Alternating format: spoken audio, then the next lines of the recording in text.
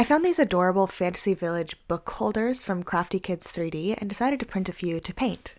After they were printed, I primed them with gray and then some white accents and found a ton of reference images for potential color palettes. All three of the people that I asked preferred the purple, so we're doing 3 different takes on a purple/blue toned village. This color palette is very magical whimsy, and I'm pretty obsessed with it.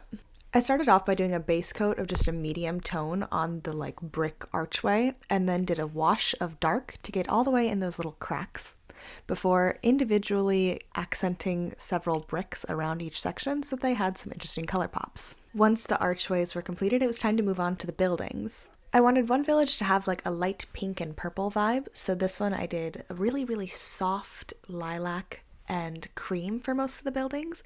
And then I added a series of other, slightly darker shades for the roofs. I wanted the interesting building accents to really pop, so I went with an even darker shade for those. I don't have time to show you painting all of them, but this is what the other 2 turned out, the darker purple and then the more blue-toned one. While I liked the variety, I wanted to make sure my color palette was cohesive, so I added a mid-tone wash to each of them. Then I moved on to the finishing touches, like adding bits of greenery and filling in all of the little windows with yellow. After painting the backs with a metallic to match each of them, they were finally done.